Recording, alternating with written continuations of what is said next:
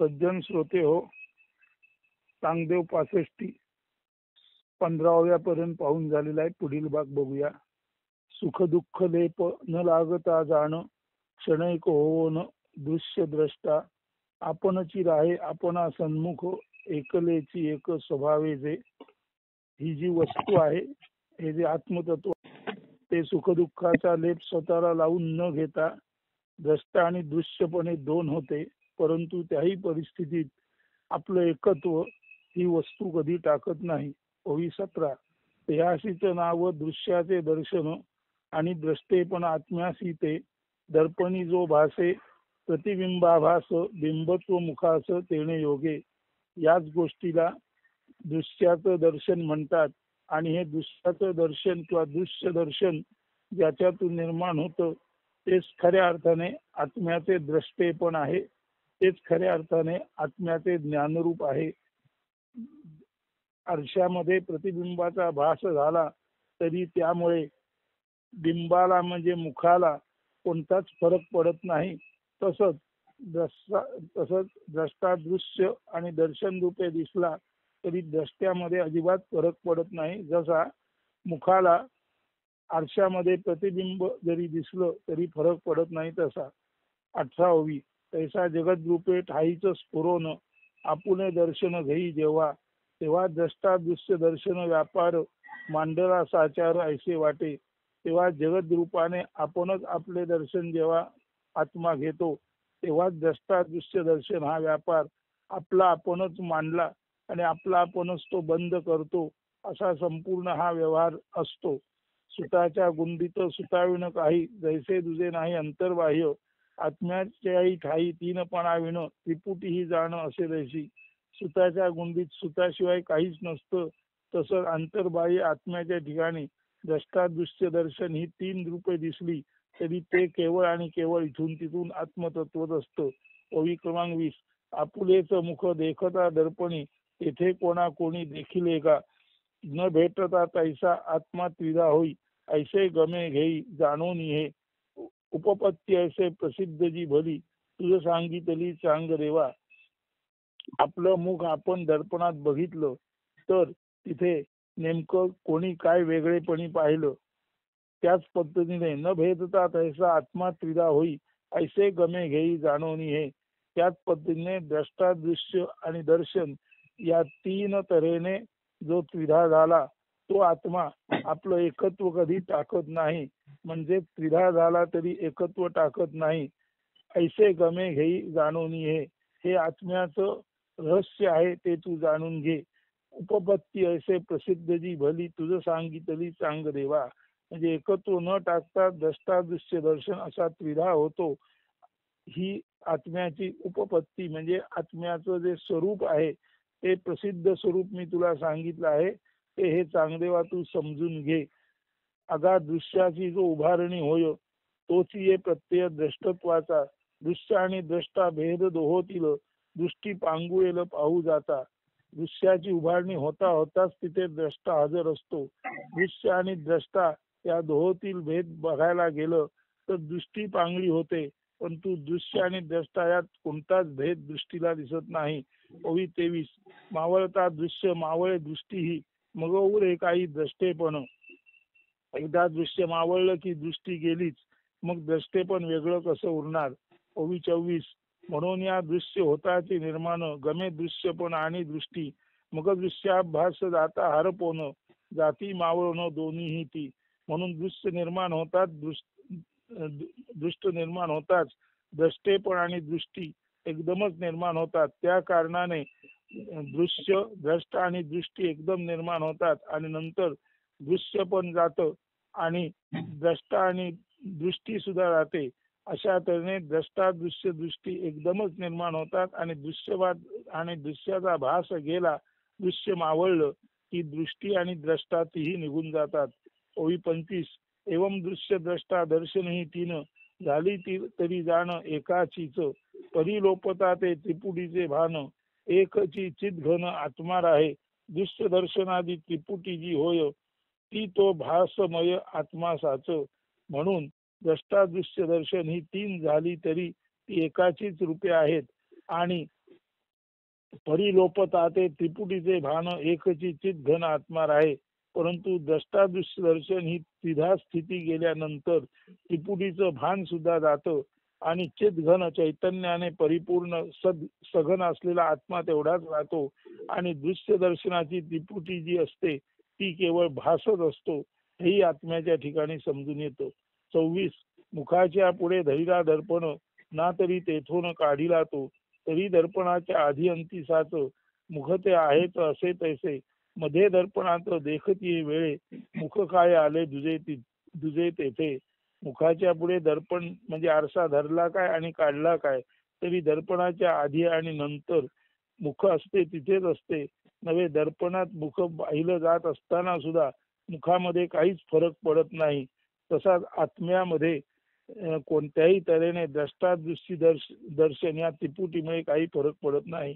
27 दर्पणे दृष्टीस दिसे मुखाभास म्हणून द्रष्ट्यास द्रष्टत्व ये, परी आघवी ती भ्रांती ऐसे जाण दृश्य द्रष्टाहून नसे भिन्न.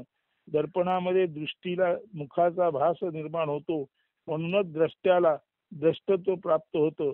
परी आघवी ती भ्रांती ऐसे जाण, परंतु द्रष्टा आणि त्याचं द्रष्टत्व आणि दृष्टी ही केवळ भ्रांती आहे, हा केवळ भास आहे, ही भासमानता आहे. दृश्य द्रष्ट्याहून नसे भिन्न, दृश्य कधीच द्रष्ट्याहून भिन्न नसतं. 28 म्हणून देखता दृश्याचा आभास दृश्य द्रष्टत्वास गिळून या, आहे आपण ते आपणची देख एकलाची एक परमात्मा. एकच परमात्मा आपणच आपणाला बघतो हे लक्षात घे. आणि म्हणून दृश्याचा आभास हा दृश्य द्रष्ट्याला गिळून टाकल्यानंतर जेव्हा दृश्य द्रष्ट्यामध्ये गिळून जातो तेव्हा दृश्याचा आभास जातो. खर तर एकच आत्मा आपणच आपणाला पाहतो हे ध्यानात घे. 29 असो नसो काष्ट असेची तो अग्नी ना तरी तो ध्वनी वाद्य विण, ऐसी भाषा भास सर्वथा ग्रासून आपुली आपण असे वस्तू म्हणजे आत्मा. भास आणि आभास सर्व ग्रासून सर्व मिळून एकच वस्तू म्हणजे आत्मा राहतो. जसा असो नसो काष्ट असेची तो अग्नी, काष्ट म्हणजे लाकूड असो किंवा नसो, सरपण म्हणून इंधन म्हणून शेवटी तो अग्नीच असतो. ना तरी तो ध्वनी वाद्य विण, आणि वाद्य उपलब्ध नसलं तरी सुद्धा ध्वनी तिथे असतोच. तसं भास आणि आभास असले तरी सुद्धा त्या सर्वांना ग्रासून केवळ एकच वस्तू म्हणजे आत्मा असतो. 29 ये वस्तू लागी कैसे म्हणू काय, नहो जी विषय जाणीवेसी. अशा वस्तूला जी जाणीवेचा विषय होत नाही तिला नेमकं काय म्हणावं. आपुली आपण असे स्वयंसिद्ध भावाभाव वेद गिळून या, ती आपण आपल्याशी स्वतःशी सिद्ध असते. भाव आणि अभाव हे दोन्ही भेद तिच्या जागी नसतातच. 31 पाहू शके काय दृष्टीसीच दृष्टी असोन्या शक्ती देखयाची, तशी स्वयमेव वस्तूची चितघन आपण जाणे कैसी. दृष्टीजवळ दृष्टी असली म्हणून दृष्टी दृष्टीला पाहते काय, डोळा डोळ्याला पाहतो काय. म्हणजे पाहण्याची शक्ती असून सुद्धा डोळ्याला पाहत नाही. तशीच जी स्वतः चितघन अशी आत्मवस्तू आहे ती आपण आपणाला कसे जाणणार किंवा ती आपण आपणाला कसे पाहणार. 32 वस्तू ज्ञान घन ठाईच आपण असे जी गिळून अज्ञानाते, तिचं ज्ञानरूप ऐसे म्हणू तरी तेही एके परी अपुरेच. वस्तू स्वतः ज्ञान घन असल्यामुळे तिने अज्ञानाला गिळूनच टाकलेले असते, म्हणजे आत्म्याच्या ठाई अज्ञान नसते. बरं आत्म्याला ज्ञान आहे म्हणावं तरी ती भाषा सुद्धा अपुरीच ठरते. म्हणून मौनेची जियेचे वर्णन काही न होव न होणे सर्व, न होता काहीच लाभते ठाईच, राहोनी साच जैसी तैसी. म्हणून मौनानेच जिचं वर्णन करता येतं अशी ती वस्तू स्वतः काहीच न होता स्वतःचा लाभ तिला तिचे ठाई होतो. 34 महार नवी नाना उठावे कल्लोळ, पाणीच केवळ परी त्याते, नाना पदार्थांची तैसी भिन्न ज्ञाने, प्रकाशेती जेणे ज्ञाने एक, ऐशी नाना बोधी एकची चिद्घन, नांदे वस्तू जाण स्वभावेची. महार नवी नाना उठावे कल्लोळ म्हणजे महाप्रलय होताना सर्व नद्या सागर सर्वांमध्ये एक कल्लोळ उठतो आणि शेवटी सर्व नद्या नाले सागर नष्ट होऊन केवळ पाणीच उरतं. त्याच पद्धतीने नाना पदार्थांची जरी वेगवेगळी ज्ञाने झाली तरी आत्मप्रकाशामध्ये केवळ प्रकाश हेच ते ज्ञान आहे. आणि या कारणाने अनेकानेक बोध जरी मिळाले तरी सुद्धा चित घन आत्मा म्हणजे आत्मा चैतन्याने घन आहे आणि तो केवळ आपल्यामध्ये चैतन्यालाच नांदणूक करतो. स्वभावतः आत्मा केवळ चैतन्यच आहे हे चांगदेवा तू समजून राहा. देखत्या वाचोनी द्रष्टेपण देख एकल ती एक असे जी का बहु बोलो काय स्वभावे करून आपुली आपण ठाईच जी. देखत्या वाचून द्रष्टेपण देख. कोणी बघणाराच नसेल तर द्रष्टेपणा कोठून येणार. एकलीच एक असे जी का म्हणून बघणारा असेल तेव्हाच द्रष्टेपण असतं. म्हणून जी वस्तू एकच एक आहे तिच्याबाबत तिला द्रष्टेपण देणं हे सुद्धा कसे काय शक्य आहे. बहु बोलो काय स्वभावे करून आपुली आपण ठाईच जी. त्या या वस्तूबद्दल ती या स्वभावाबद्दल आपण किती बोललं तरी ते बोलणं सर्वथैव अशक्य आहे. आपल्या ठाई ती केवळ एकम एव द्वितीयम नास्ती अशीच आहे. ओवी 36. जेचे अस्तित्व असे स्वयंसिद्ध भोगी ते आनंद स्वरूपे जी. प्रकाशवी नित्य आपण आपणाशी केवळ जी ऐसी आत्मवस्तू. आत्मवस्तू ही केवळ एक आणि एकच आहे जी स्वतःचे अस्तित्व स्वयंसिद्धपणे भोगते आणि त्याच आनंदात स्वरूपाला भोगतं आणि स्वतःचे अस्तित्व जे स्वयंसिद्ध आहे त्या स्वरूपाचा आनंद भोगतानाच स्वरूप म्हणजे वस्तू आपल्याशी एकमेव अद्वितीयपणे नांदत असतं आणि आपणच आपणाला ती प्रकाशत असते. असं तिचं केवळ प्रकाश रूप असणं आहे. सदतीस त्या सद्वस्तूचा पुत्र तू का साचो. तूही वस्तू तिचं चांग देवा. कापुराचा कण कापुरापासून जैसा नसे भिन्न अंतर्बाह्य तैसा ऐक्यभाव माझ्या तुझ्या ठाई असे कैसा तेही सांगे ऐक. तेव्हा त्या सद्वस्तूचाच हे चांगदेवा तू पुत्र आहेस. कापराचा कण हा कापरापासूनच येतो. तो कापराशिवाय भिन्न नसतो. तसा हे चांगदेवा तुझ्या आणि माझ्या ठाई एकच ऐक्यभाव आहे हे लक्षात ठेव. ओवी 38. अगा तळहाती तळहाताशीच मिठी द्यावी साच जैशा तैसी. तैसे माझे तुझे बोलणे ऐकणे ज्ञानदेव म्हणे एक रूप. तळहाताला तळहातानेच मिठी द्यावी तसं तुझं आणि माझं बोलणं म्हणजे एकच एकाशी बोलतो एकच एकाला ऐकतो अशा तऱ्हेचे एकरूप आहे. ओवी 39. बोलेची का जैसा बोलतो ऐकावा स्वादेची की घ्यावा स्वाद जैसा.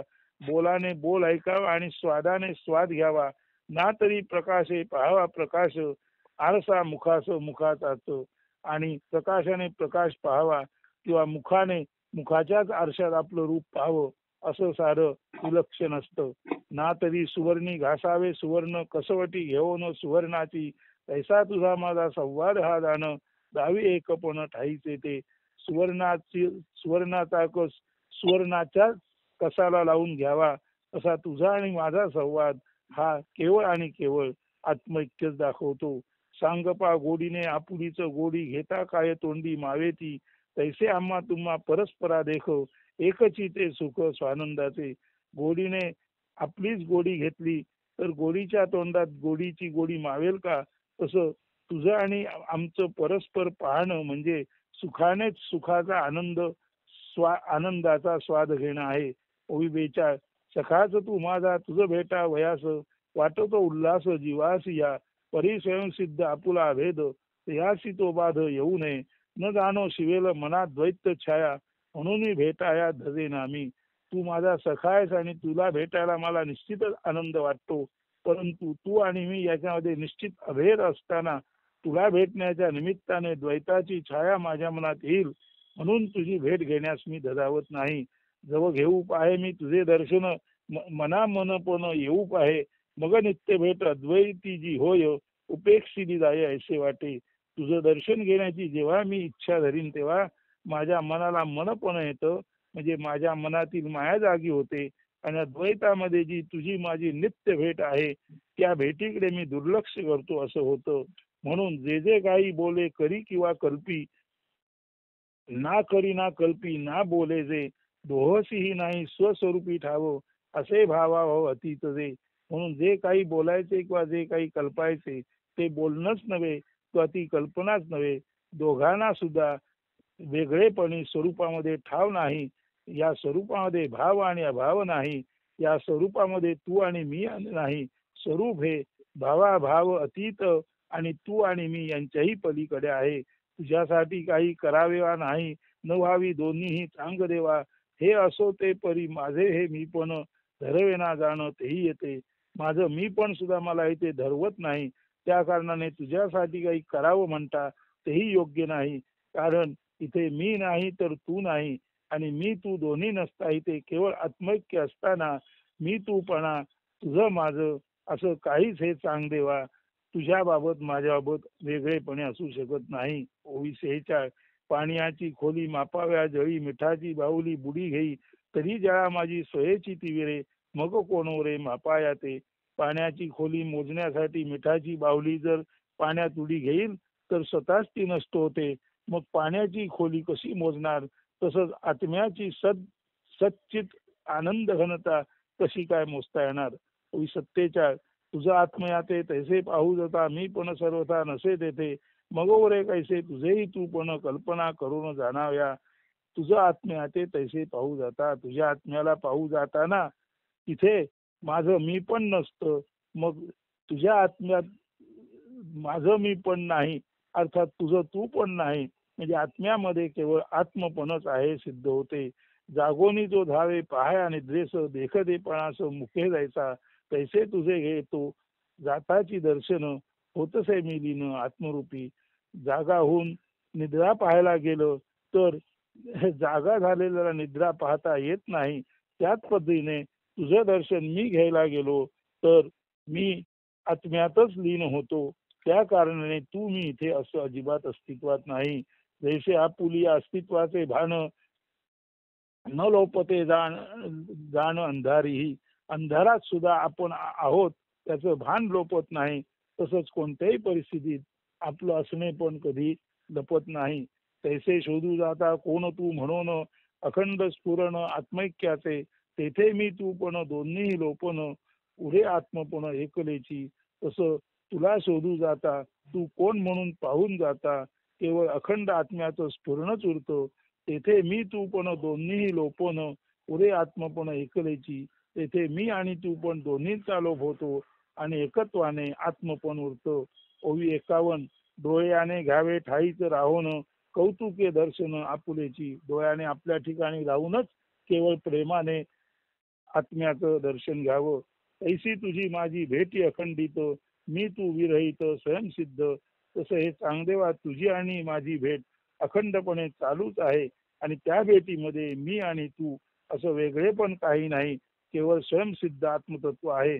53. पुनः पुन्हा ऐसा करुणी संवाद, भोगीला आनंद भेटीचा त्या. हे चांगदेवा तुझ्याशी पुन्हा पुन्हा वेगवेगळ्या पद्धतीने बोलून मी तुझ्या भेटीचा आनंद घेतला आहेच. 54. घ्यावा रुचीनेच रुचीचा आस्वाद, भोक्त्याचा संबंध स्वीकारोनी.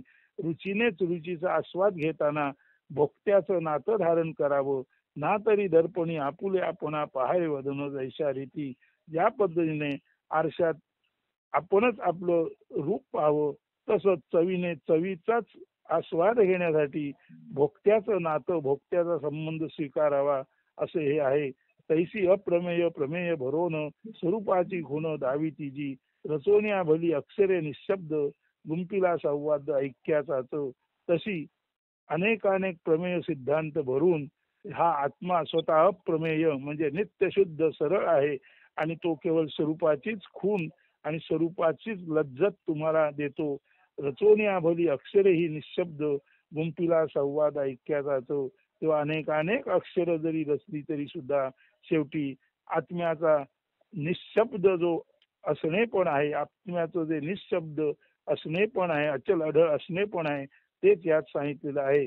अगाचक्र पाणी दीपपणे दीपा, आपुले आपण पाहे जैसे, करोन्या घई तैसी ओळखण, आपुले आपण संवादे या.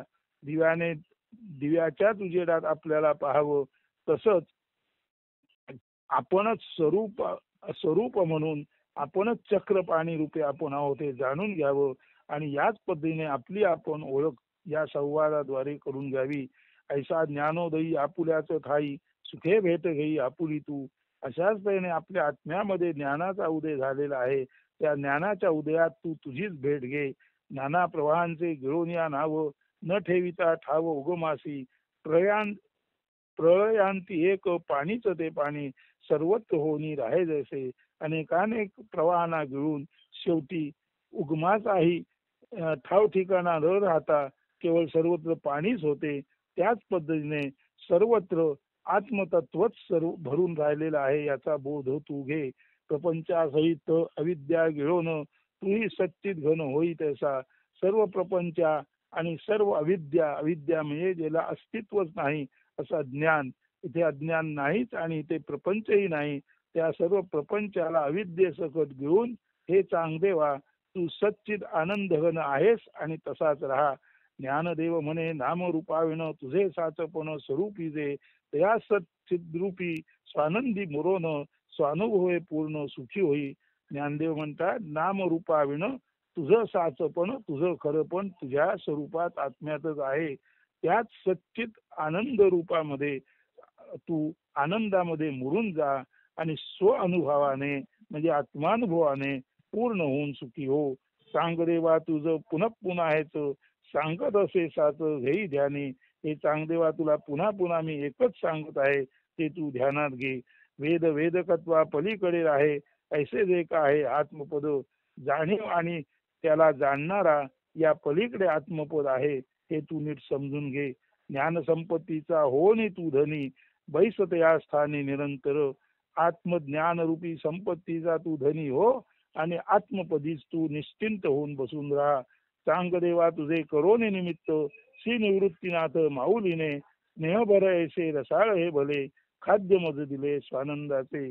चांगदेवा तुझं निमित्त करून श्री निवृत्तीनाथ माऊलीने मला हे प्रेमाने भातुके रसाळ भातुके दिले आहे आणि ते तुला मी देऊन गुरुच्या ऋणातून मी मोकळा होत आहे.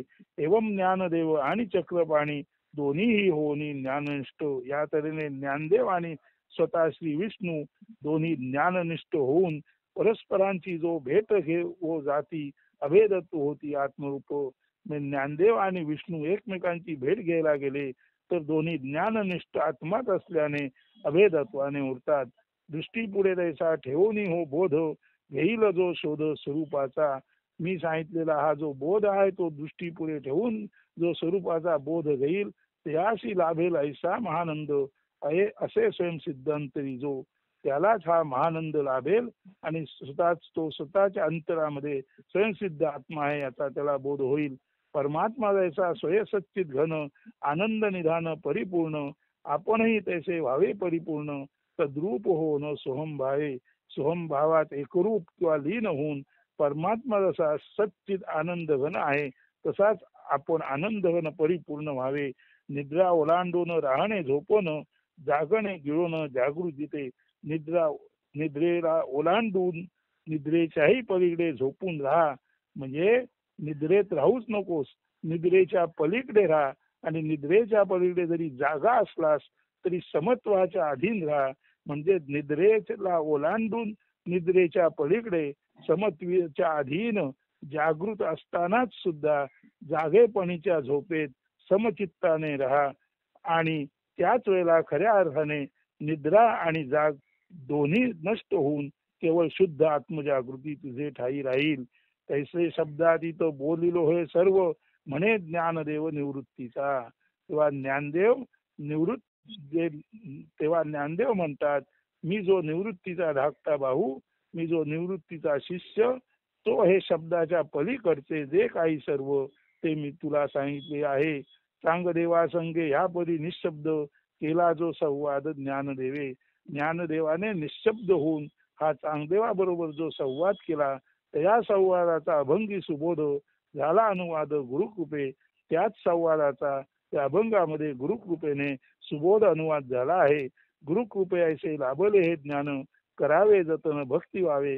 गुरुकृपेने हे ज्ञान लाभले आहे ते भक्तिभावाने जतन करावं ऐसे स्वरूपानंद म्हणत आहेत. भक्तिभावे घडता चिंतन तुटले बंधन प्रपंचाचे. भक्तिभावाने जेव्हा चिंतन घडतं तेव्हा प्रपंचाचे सर्व मायापास तुटतात. प्रपंचाचे बंध तुटवून या जीवा लाभेल विसावा आत्मरूपी. संसाराचे बंध तुटून जीवाला आत्म्यामध्ये विश्रांती मिळेल. आत्मरूपी सुख भोगिता अमूप व्हावे सुखरूप स्वामी म्हणे. आत्मरूप होऊन अमूप म्हणजे अमित विपुल सुख भोगावे आणि स्वतःच सुखरूप व्हावे. आपलं रूपच सुख आहे किंवा रूप म्हणजेच सुख आहे, म्हणून आत्मरूप हेच स्वतःच सुखरूप आहे. इथे श्री स्वामी स्वरूपानंद विरचित श्रीमद अभंग चांगदेव 65 समाप्त. हरये नमा हरये नमा हरये नमा. श्रीकृष्णार्पणमस्तु. अशा तऱ्हेने ज्ञानेश्वरांनी निशब्द शब्दाचा जो चांगदेवाला बोध केला तो श्री स्वामी स्वरूपानंदाने विरचित त्यांच्या भाषेत आजच्या सुबोध मराठीत तुम्हाला सांगितला तो कृष्णार्पणमस्तु करून स्वामी म्हणतात हरये नमः हरये नमः हरये नमः. श्रीकृष्णार्पणमस्तु. इति चांगदेव 65 समाप्त अस्तु. धन्यवाद.